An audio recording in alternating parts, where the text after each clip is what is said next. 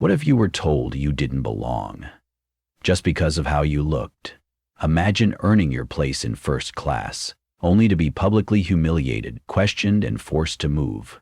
That's exactly what happened to 13-year-old Zaire Bennett on a luxury flight. But what the flight attendant didn't know? Zaire's mother is a powerhouse attorney who won't let this go unpunished. This story is filled with twists, injustice, and a moment of reckoning you won't see coming. Stay until the end, and if you believe in justice, subscribe now and turn on notifications. You won't want to miss what happens next. The moment Zaire Bennett stepped into the first-class cabin of the Celestial Airlines flight from New York to London, his chest swelled with pride. This was his moment. A reward for his hard work, his intelligence, his determination. He had earned this ticket fair and square, awarded to him for winning a prestigious national academic competition. The plush leather seat in row 3B felt almost surreal beneath him. He had seen first-class cabins in movies, but to experience it himself? The spacious legroom, the warm lighting, the soft hum of luxury around him made his achievement feel even more real. He could already picture himself telling his mother, Monique Bennett, about the experience when he landed. She had been so proud when he won the competition, but he knew she had also worried about him flying alone.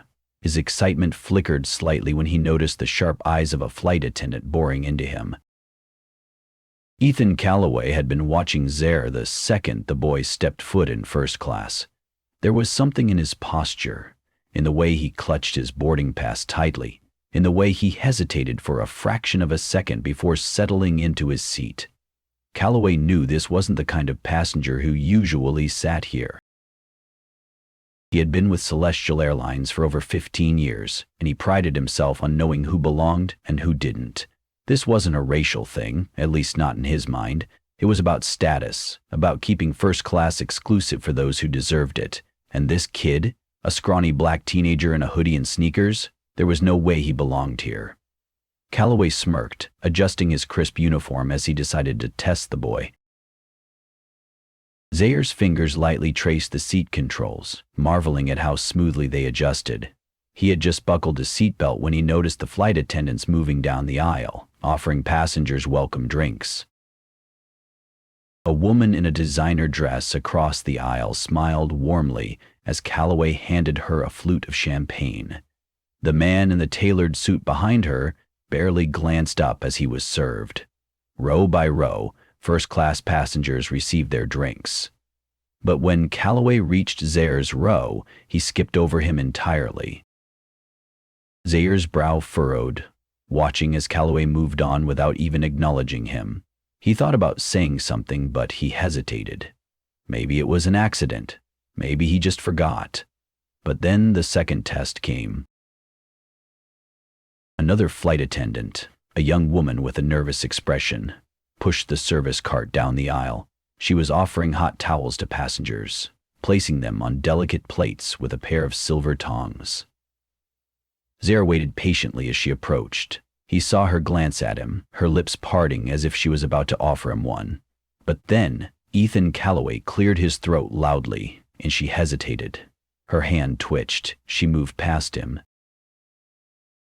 Zaire's stomach twisted. He was sure now. This wasn't a mistake. He felt the sting of humiliation crawl up his neck. His mouth went dry, and he suddenly became hyper-aware of the people around him. Some passengers pretended not to notice, their eyes glued to their phones or their tablets. Others, like the older woman 2 seats ahead, adjusting her designer sunglasses, glanced at him briefly, their expressions unreadable. No one said anything. Calloway returned a moment later, stopping at Zaire's seat, his arms folded across his chest, a condescending smile on his lips. "Are you waiting for someone?" Calloway asked, his voice light but laced with something sharper. Zaire blinked. "What?" No, I'm just sitting here," he said hesitantly, unsure if he had misunderstood the question. Calloway's smile didn't fade, but there was something cold in his eyes. "Right," he drawled, as if Zaire's answer hadn't been convincing. I just wanted to make sure you weren't lost. Zaire's hands clenched in his lap. He suddenly felt small, as if the seat that had felt luxurious just moments ago had shrunk around him. That's when he heard it, a soft, amused voice from across the aisle. Linda Prescott. She had been watching the entire interaction with thinly veiled amusement. Her carefully styled blonde hair framed her elegant face, and her red lacquered nails tapped idly against her armrest. "Oh dear," she sighed, shaking her head as if deeply concerned. "They really should screen passengers more carefully." A few people chuckled. Zaire felt his face burn. That was when his instincts screamed. This wasn't going to stop. Calloway wasn't just testing him. He was waiting for an excuse, and then he found one.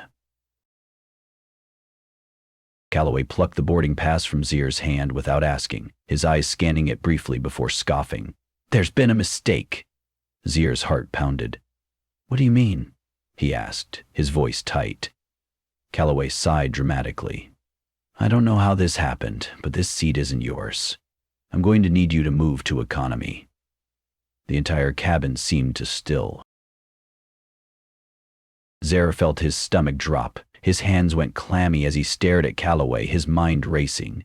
This wasn't right. He knew he had the right seat. Still, his voice was quiet when he spoke. "There's no mistake, this is my seat."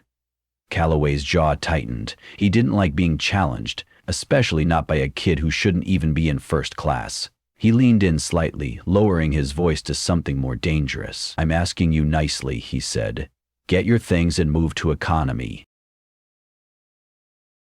Zaire felt every set of eyes on him. Not one person spoke up. Not the businessman who had been watching from behind his newspaper. Not the elderly couple who had smiled at him when he first boarded. Not Grace Navarro, the young flight attendant who had seen everything but refused to interfere. The silence was suffocating. His chest burned. His throat tightened. His fingers trembled. Finally, he forced himself to ask the question that was choking him from the inside out. "Would you have checked if I looked different?" A few passengers inhaled sharply. Calloway's face darkened. His lips curled into a smirk, as if amused by the question. "You're making this difficult," he said, then waved toward the front of the cabin. "Security." A tall security officer emerged from the galley, his expression unreadable. He didn't even ask what had happened. He simply stood there, expecting compliance. Zaire looked around one last time, hoping, praying, that someone, anyone, would speak up. No one did. The weight of every silent onlooker pressed down on him as he slowly stood, grabbing his backpack. His legs felt like lead as he stepped into the aisle, each step heavier than the last. He didn't look back. He didn't let them see the tears burning at the corners of his eyes. He just walked. And with each step, the injustice clawed deeper into his chest. Because he hadn't done anything wrong, but somehow he was the one being punished. Zaire walked down the aisle, his backpack clutched tightly against his chest, his throat burning as he moved past the rows of silent, complicit passengers. His legs felt weak, like they could give out at any moment, but he kept moving. Because stopping would only make it worse. He refused to let them see him break, but deep down, he was breaking. When he reached the curtain dividing first class from economy, a flight attendant yanked it closed behind him, as if sealing him away, like he had been a mistake that needed to be erased. The difference in atmosphere hit him instantly.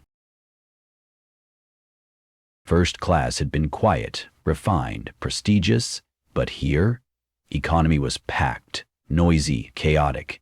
The air was thicker, the seats cramped, the energy tense. People were elbow to elbow, some stretching out tired limbs, others glancing up from their seats, confused at why a kid with a first-class tag on his bag was suddenly among them. Zaire found an empty middle seat and collapsed into it, feeling like all the air had been sucked from his lungs. His body felt heavy, but his mind was spinning. He still didn't understand. What did I do wrong? Why had no one spoken up? Why had they all just watched?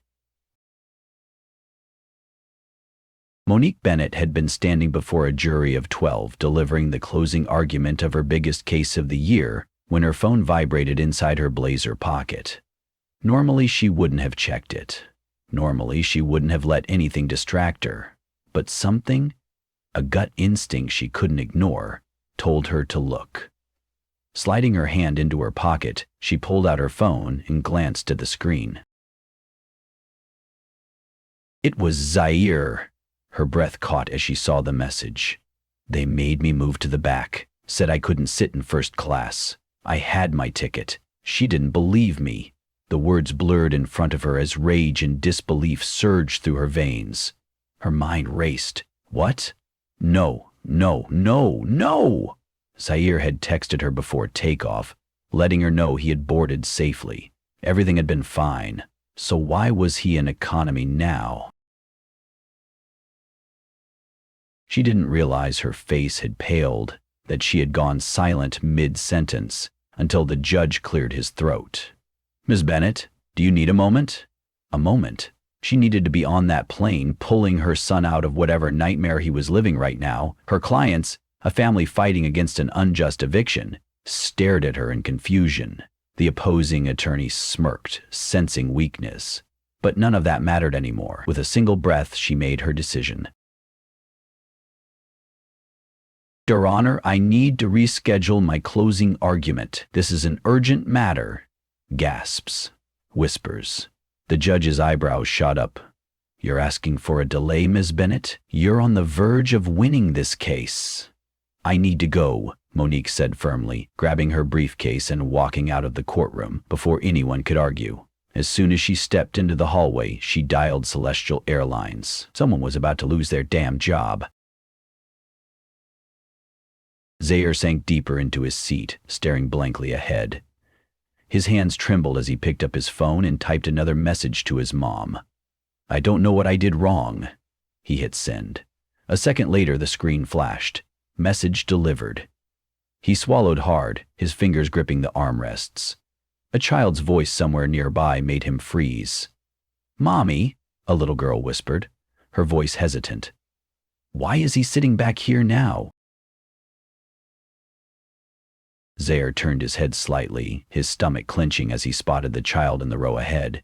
She couldn't have been older than 6 or 7, her wide eyes flickering between him and her mother. Her mother leaned in close and whispered, but Zaire heard it anyway. Phew, baby, just don't get in trouble like him. Like him, like he was a problem, a lesson, a warning. His chest tightened, his ears burned, but he said nothing. He turned back toward the window, clenching his jaw so hard it ached. The worst part? That mother wasn't trying to be cruel, she just assumed. Just like Ethan had. Just like everyone else. 2 rows ahead, a businessman had witnessed everything. The way Zaire had been humiliated. The way no one had defended him. The way Ethan Calloway had smirked when he called security. He had filmed the entire exchange, his hands clenching around his phone as Zaire had walked away in shame. And now, he uploaded the video. 30 seconds later, the internet exploded. Within minutes, the hashtag #FlyingWhileBlack trended worldwide. Celebrities, activists, news anchors, everyone was watching. Everyone except Ethan Calloway, who was about to get the shock of his life. Ethan Calloway strolled down the aisle, pleased with himself. That kid had been a problem, and now he was exactly where he belonged. But then, a different kind of murmur started to rise among the passengers. Not the usual quiet whispers of disinterest, but something else. Something sharper. A passenger in first class leaned over to show another their phone screen. Another gasps, pressing a hand to their mouth. Someone muttered, "Oh, this is bad." Ethan frowned. Then he saw Grace Navarro standing stiffly near the galley, her face pale as she stared at her phone. "What's going on?" Ethan demanded. Grace's eyes snapped up to meet his. She turned the phone toward him. Ethan's stomach dropped. A video of him forcing Zaire to move was playing on the screen. The caption read, "This boy paid for first class. He was removed because of how he looks. Celestial Airlines, explain yourselves. Flying while black." The video had already been retweeted 1,000,000 times, and counting. Ethan's pulse roared in his ears. This wasn't supposed to happen. The world wasn't supposed to see this. Up in the cockpit, Captain Brian Whitman was just finishing a systems check when his earpiece buzzed. "Captain?" A flight attendant's voice crackled. "Urgent call from corporate." Captain Whitman straightened. He wasn't the kind of man who got rattled easily, but there was something in the attendant's tone. Something off. He reached over and patched the call through. "This is Whitman," a cold, clipped voice answered. "This is Daniel Sinclair, the CEO of Celestial Airlines." Whitman's mouth went dry. "Sir, tell me why Monique Bennett is calling my personal line mid-slide, threatening a lawsuit while my airline is trending for racial discrimination," Sinclair demanded. Whitman froze. "Excuse me?" "You heard me. Someone forced her son out of first class and the whole damn world is watching." Whitman's stomach turned. Daniel Sinclair was a businessman, not someone who got involved in petty in-flight drama, which meant this wasn't petty anymore. "Find the flight attendant responsible, now." The line clicked dead. Whitman's jaw clenched. He turned toward the intercom, his voice sharp as steel. "Ethan Calloway, report to the cockpit. Immediately." The flight had just taken off, but Ethan Calloway's career? It was already crashing. Zaire's story is heartbreaking, but it's also a reality many people face every day. How did this moment make you feel? Frustrated? Angry? Sad? Imagine being in Zaire's shoes. What would you have done? Would you have spoken up or stayed silent like the others? Let us know in the comments. If you stand against injustice, support Zaire by liking this video. Every like and share spreads awareness and sends a message that this kind of discrimination must end. Don't miss what happens next. Watch the next part as the truth comes to light and justice begins to unfold. Ethan Calloway's stomach twisted into knots as he hurried toward the cockpit, his polished shoes clicking sharply against the floor. His breath was shallow, his mind racing. This wasn't just a passenger complaint. This was corporate. The name Daniel Sinclair alone sent a fresh wave of panic through his veins. The CEO of Celestial Airlines never intervened in in-flight matters. And now, Ethan was the disaster. As he approached the cockpit door, he could feel dozens of eyes on him. The murmurs had started. A growing wave of whispers throughout first class and spilling into the rest of the plane. Something was happening, something he couldn't control. The cockpit door closed behind him, sealing Ethan inside with Captain Brian Whitman, who stood with his arms folded tightly across his chest. His usual composed expression was replaced with thinly veiled irritation. On a small screen mounted on the dashboard, Daniel Sinclair's face stared back at them. Calm, unreadable, but cold. The temperature in the cabin suddenly felt 10 degrees hotter. Ethan swallowed, forcing a nervous smile. "Captain, Save it." Captain Whitman's voice was hard as steel. "I don't want excuses. I want the truth. And I suggest you tell me the right version of it, because Mr. Sinclair is not a patient man." Ethan shifted, glancing at the screen. Sinclair's piercing gaze locked onto him. "Explain to me, Mr. Calloway, why my airline is trending worldwide for racial discrimination. Why did you remove a paying first-class passenger from his seat?" Ethan straightened, pulling himself together. "This is a misunderstanding, sir. The boy, Zaire, he was being unruly, raising his voice, refusing to cooperate with flight staff. I followed standard protocol." Sinclair's expression didn't change. Captain Whitman didn't blink. A long silence stretched between them. Then Sinclair's voice dropped dangerously low. "That's interesting. He leaned forward slightly on the screen. Because there's a video circulating with over 2 million views that says otherwise. Ethan felt his heart slam into his ribs. His mouth opened, but no words came. "Let me be clear," Sinclair continued, his voice razor sharp. "I don't make decisions based on rumors. I make them based on facts. And the fact is, this flight is being watched by the entire world right now. Every move you made was recorded. Every word you said documented. And not once did that boy raise his voice. Not once did he refuse to cooperate." Ethan's body went rigid. He could feel the walls closing in. "You lied." Sinclair's voice was calm, damning, final. Captain Whitman turned toward him, his expression now stone cold.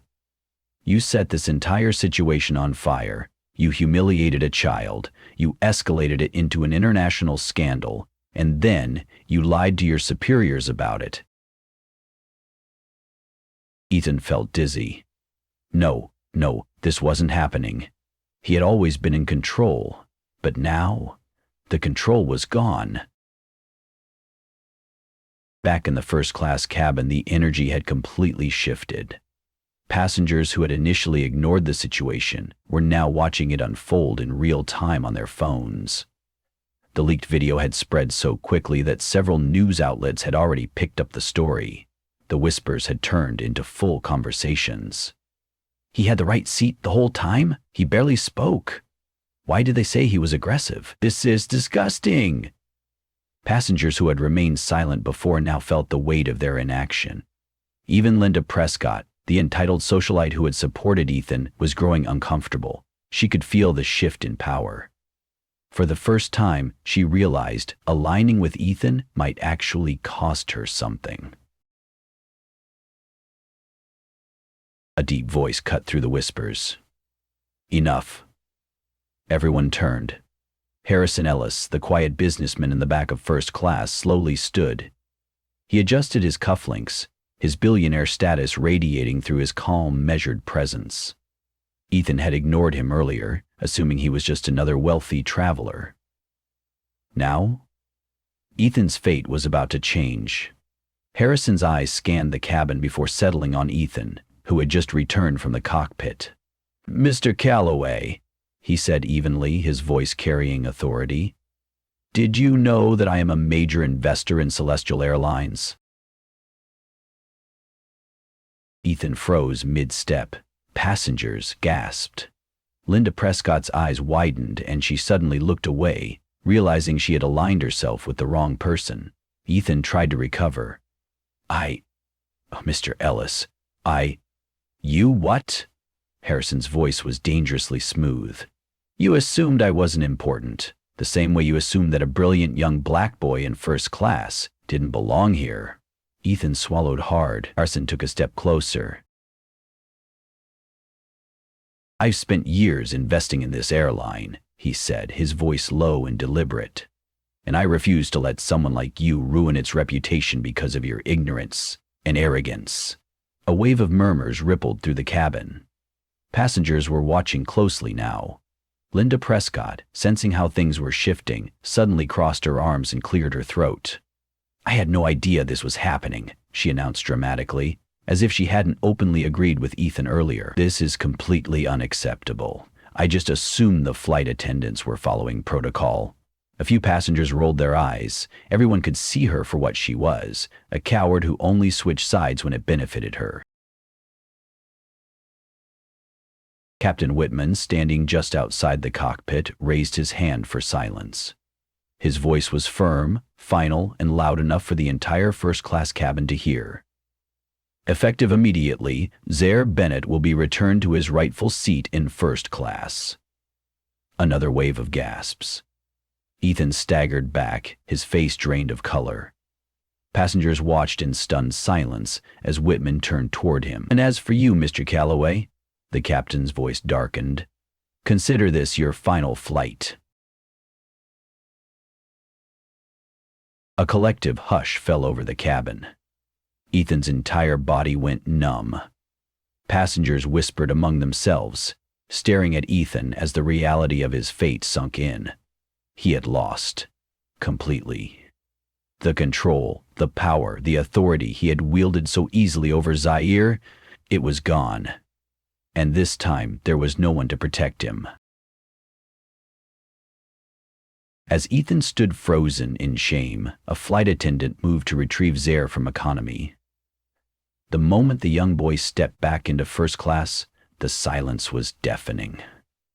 Passengers who had once ignored him now couldn't look away. The ones who had stayed quiet, they looked ashamed. Zaire's face was unreadable, but his presence was different. He wasn't just a passenger walking to his seat anymore. He was proof of what happens when injustice is exposed. He passed Ethan without even glancing at him. He didn't have to. Ethan Calloway was no longer worth looking at.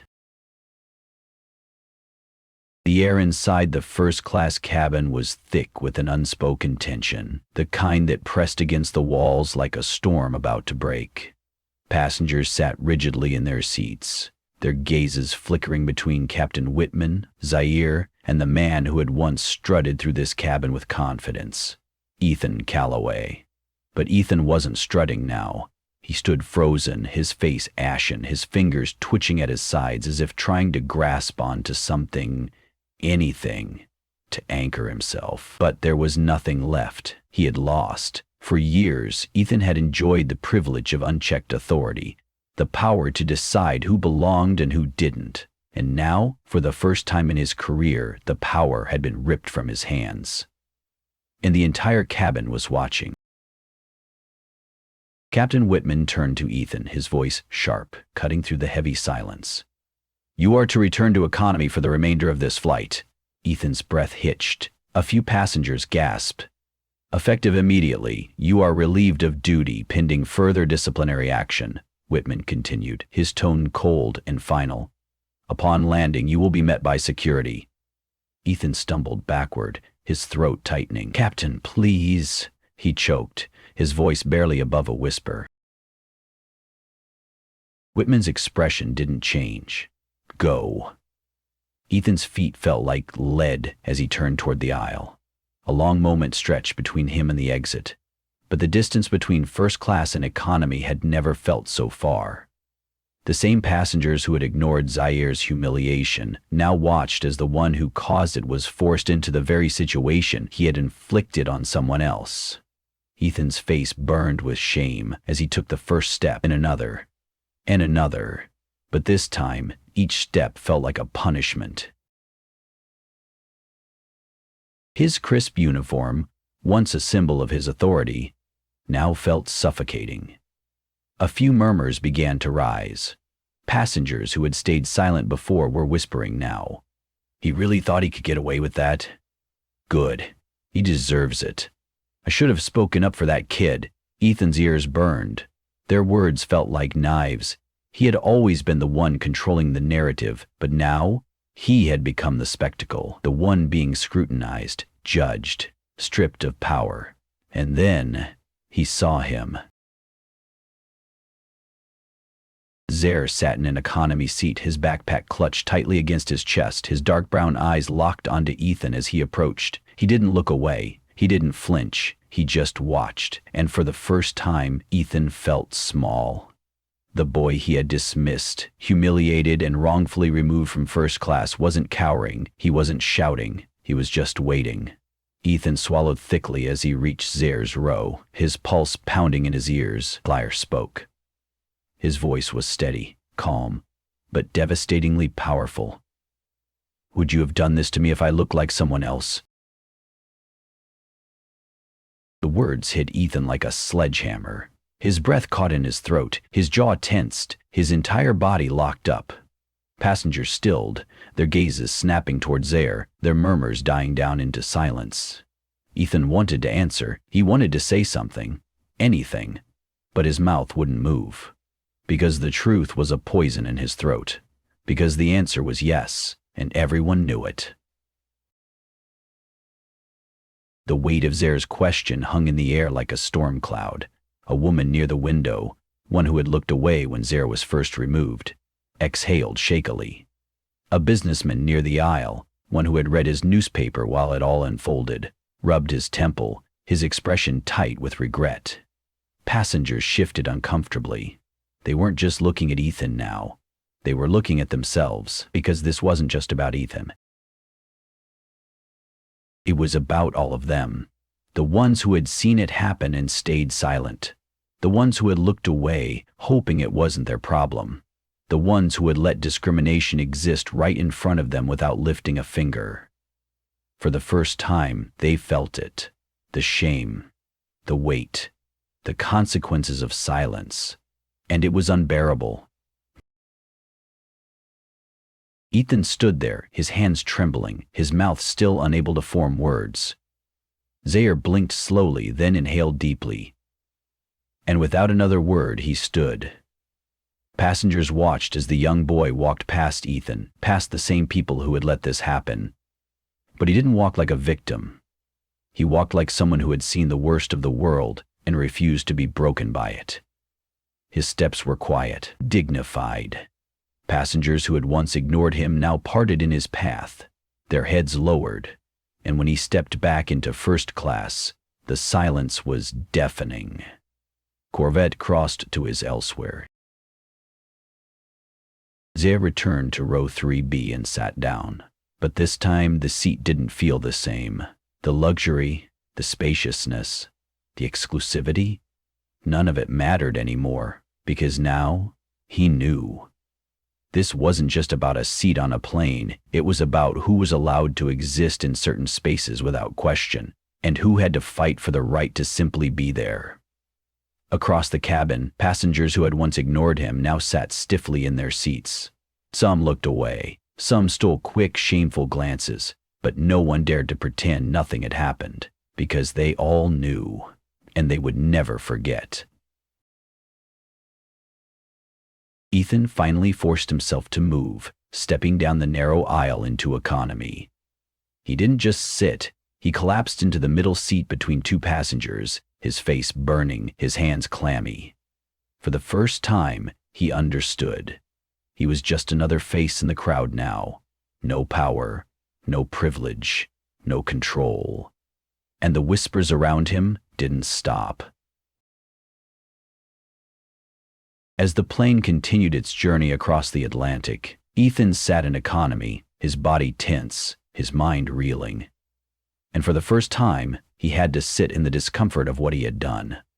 Because now, he wasn't just a flight attendant, he was the lesson, a warning, a reminder that power built on prejudice always collapses in the end. Zaire's journey has been heartbreaking, frustrating, and eye-opening. But now, justice is finally within reach. How do you feel after watching Ethan's downfall? Do you think he got what he deserved, or should there be more consequences? If you believe justice should be served, like this video and comment below with what you think should happen next. No one should ever be treated this way, and your voice matters. Stay tuned for the next part as Monique Bennett takes action, Celestial Airlines faces the fallout, and Ethan learns that some mistakes come with a heavy price.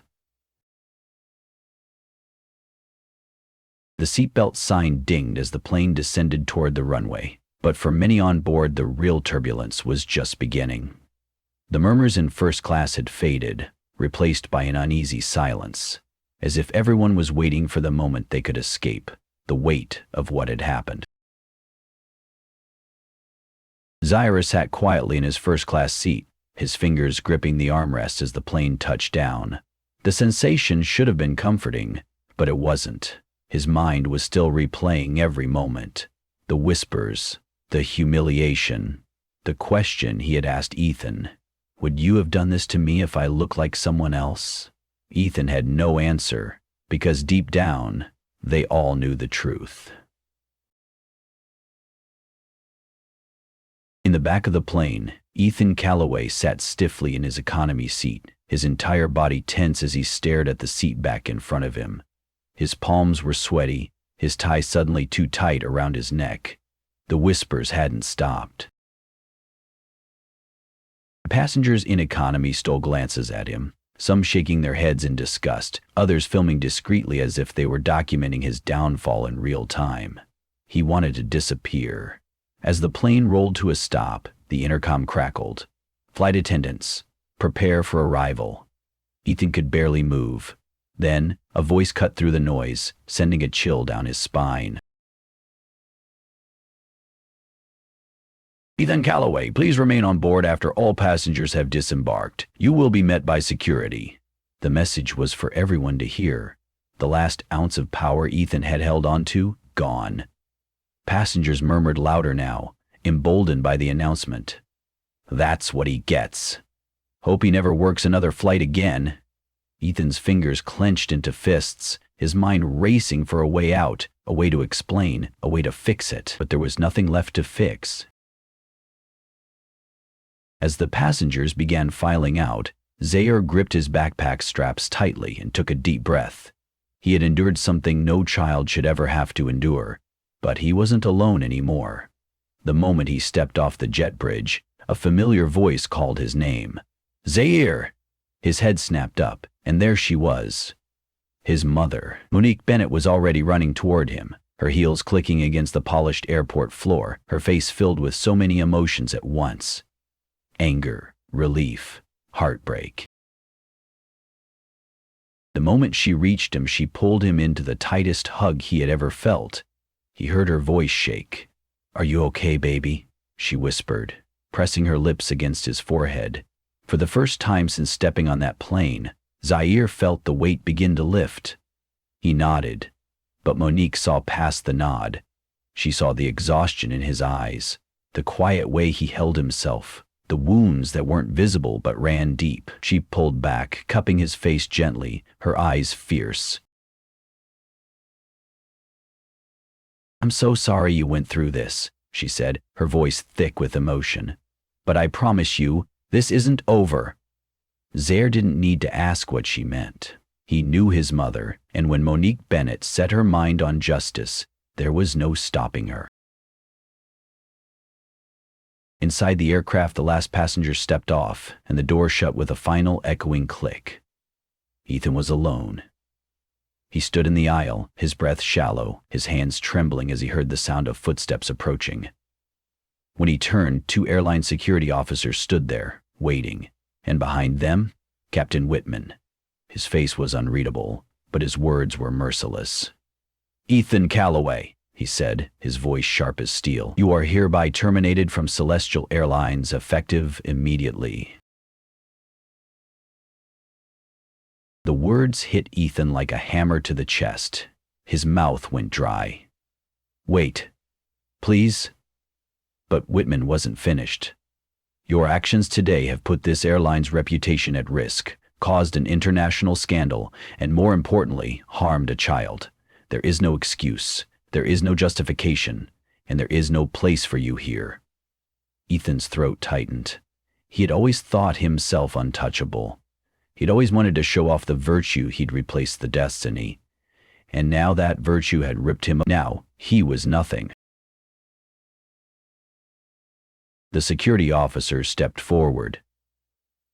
"You need to come with us, sir," one of them said. And just like that, Ethan Calloway was escorted off the plane. For the first time in his life, he knew what it meant to be powerless. Within hours of the flight landing, the scandal had reached every major news outlet. Social media was on fire, with "Flying While Black" still trending worldwide. Protests were being organized outside Celestial Airlines headquarters. The company had no choice but to act. By the next morning, Celestial Airlines released an official statement. It read,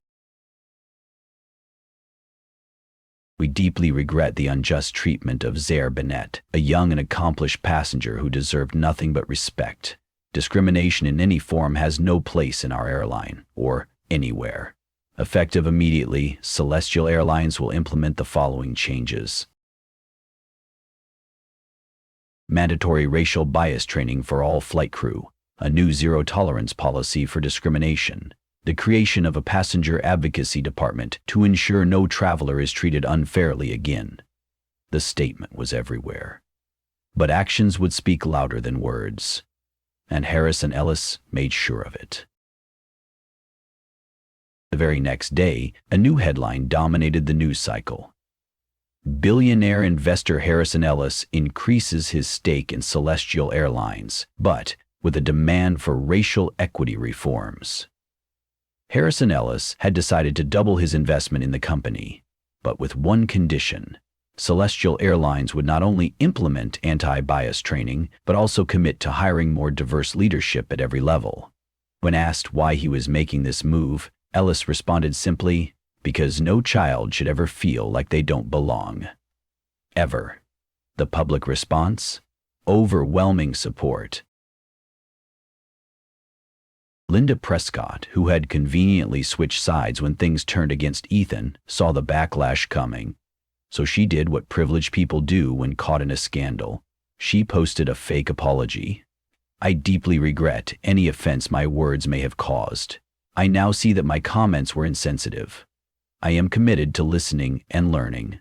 The internet wasn't having it. The top response? "You weren't insensitive. You were racist. We see you." And just like that, Linda Prescott's reputation crumbled. Back at home, Zaire sat on his bed, staring at his phone. His mother had won. The world had seen what happened. Ethan had lost everything. Celestial Airlines had changed. But deep down, Zaire knew the truth. This wasn't just about him. This was about every person who had ever been judged before they even opened their mouth. Every kid who had been told they didn't belong. This wasn't over, not by a long shot, and next time, he wouldn't just fight back. He'd make sure the whole world did too. The weeks that followed the incident felt like a whirlwind.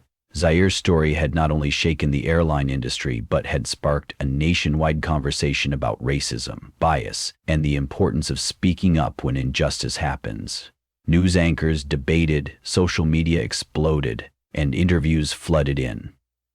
Zaire had never wanted to become the face of change, but somehow he had. Still, despite everything, the protests, the corporate reforms, the endless messages of support, Zaire couldn't shake one feeling. Would anything really change? It had been 3 weeks since that flight.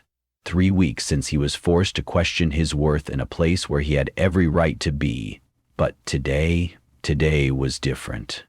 Zaire stood at the boarding gate, his backpack slung over his shoulder, his heart pounding just a little faster than usual. His mother, Monique, stood beside him, her hand gently resting on his shoulder. She could feel his hesitation, sense the weight of what this moment meant. "You okay?" she asked softly. Zaire took a breath. Then he nodded. "Yeah." They stepped forward, handing their boarding passes to the flight attendant at the gate. The woman smiled warmly. "Welcome aboard, Mr. Bennett," she said, handing the passes back with a sincerity that Zaire could feel. It was different this time, because this time, no one was second-guessing if he belonged. Zaire walked down the jet bridge, his fingers clutching the strap of his backpack, the memories of his last flight still lingering in his mind. Would they question him again? Would someone look at him and decide, without proof, that he didn't belong? But as he stepped onto the plane, something shifted. A flight attendant greeted him with a smile. "Right this way, sir," she said, her voice genuine, not forced. No hesitation, no second glances. For the first time in weeks, Zaire felt something settle deep inside him. He wasn't holding his breath anymore. Zaire found his seat. First class, of course. He slid into the plush seat, his fingers brushing over the armrest, the smooth leather beneath his touch. This time, no one questioned him. No one whispered behind cupped hands or stole side glances. No one called security. No one told him to move. The flight attendants treated him like every other passenger, and for the first time, that was all he wanted. Zaire leaned back in his seat, exhaling slowly. He hadn't realized how much he had been carrying, The anger, the humiliation, the exhaustion of fighting for something that should have never been taken away from him. But as he sat there, he realized something important. It wasn't just about him. Because this fight wasn't just his own. It was for every other black boy and girl who had ever been told, directly or indirectly, that they didn't belong. For every person who had silently endured injustice because speaking up felt too dangerous. For everyone who had ever been moved to the back. He wasn't just sitting in this seat for himself. He was sitting in it for all of them, and for the first time in a long time, he felt like he truly belonged. Monique glanced over at her son, watching as his shoulders finally relaxed for the first time in weeks. She knew this fight wasn't over. There would always be another battle to fight, another voice to amplify, another injustice to stand against. But today, they had won. She reached over, gently squeezing Zaire's hand. "You did something incredible, Zaire," she whispered. Zaire turned to her, his lips curling into a small but real smile. "I know," he said, and for the first time in his life, he truly believed it. As the plane taxied toward the runway, Zaire glanced out the small oval window, watching as the world outside blurred into motion. This wasn't just a new flight. It was the beginning of something bigger, something permanent, because his story had forced change. Ethan Calloway? Gone. Celestial Airlines? Reformed. People had woken up, and once you wake up, you can't go back to sleep. The world was still watching, but this time, it was watching for the right reasons. As the plane leveled off at cruising altitude, a flight attendant walked down the aisle, offering drinks to first-class passengers. She reached Zaire's row and smiled. "Would you like something to drink, sir?" she asked. She wasn't ignoring him. She wasn't questioning him. She was simply treating him like everyone else. Zaire met her gaze, a quiet confidence in his expression. "Sparkling water, please," he said. The attendant nodded, pouring the drink and placing it on his tray table with the same respect given to every other passenger. Zaire lifted the glass slightly, staring at the tiny bubbles rising to the surface. Then, in a quiet, almost private moment of victory, he took a small sip. This time, the drink tasted different. This time, it tasted like justice. The story of Zaire Bennett's journey through discrimination, humiliation, and eventual justice is more than just a tale of one boy's experience. It is a reflection of the world we live in. It highlights the deep-rooted biases that still exist in society, the consequences of silence, and the power of speaking up. Through this story, we see a fundamental truth. Injustice thrives where people choose to ignore it. However, we also learn that change is possible when individuals decide to confront wrongdoings head-on. The lessons from Zaire's experience extend far beyond the confines of an airplane. They apply to everyday life, personal growth, and the fight for a fairer world. One of the most powerful lessons from this story is the importance of speaking up in the face of discrimination. When Zaire was first questioned about his place in first class, the entire cabin was silent. The passengers who witnessed the injustice chose to look away, either because they were indifferent, uncomfortable, or afraid of confrontation. This reflects a harsh reality. Too often, people remain bystanders in the presence of prejudice. It is easy to convince ourselves that it's not our fight, that someone else will step in, or that challenging authority isn't worth the trouble. But, as we saw in this story, silence enables injustice to persist. The moment people began to raise their voices, when a businessman stood up, when social media called out the wrongdoing, when Zaire himself refused to accept mistreatment, the power dynamic shifted. This is a lesson we can take into our own lives. Whether it's in the workplace, in schools, in public spaces, or in our communities, we must be willing to speak up. If we see someone being treated unfairly, discriminated against, or disrespected, we have a responsibility to intervene. The fight against injustice is not won by a single hero. It is won by the collective strength of those who refuse to let it continue. Another critical lesson from Zaire's journey is that change begins with accountability.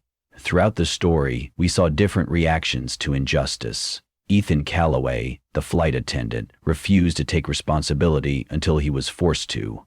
Linda Prescott, the socialite who initially sided with Ethan, only changed her stance when it became socially inconvenient to support discrimination. And then there were passengers who, in hindsight, wished they had done more. These responses reflect the real world. Many people refuse to acknowledge their prejudices or their complacency until they are confronted with consequences. But true change doesn't come from fear of repercussions. It comes from genuine accountability. When Monique Bennett fought for justice, she didn't just want a public apology, she wanted systemic reforms. She knew that real change doesn't happen unless people acknowledge their mistakes, learn from them, and actively work to do better. This applies to all of us. If we have been complicit in an unjust system, if we have ignored or contributed to discrimination in any way, we must be willing to confront it, own it, and work toward a solution. Pretending that biases don't exist does not erase them. It only allows them to thrive in the shadows. Whether in corporate environments, institutions, or personal relationships, the ability to recognize when we are wrong and actively strive to improve is essential to progress. A deeply moving part of this story was the way Zaire handled his own humiliation. At only 13 years old, he was publicly embarrassed, forced out of his seat, and made to feel like he didn't belong. Yet he never lashed out. He never raised his voice. He asked a single question that cut deeper than any anger could. Would you have done this to me if I looked like someone else?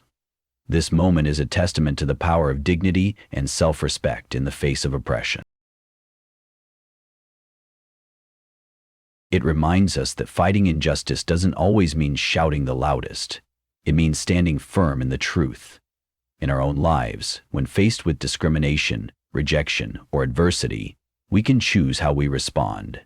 While anger is a natural reaction, true strength often lies in calm but firm resistance.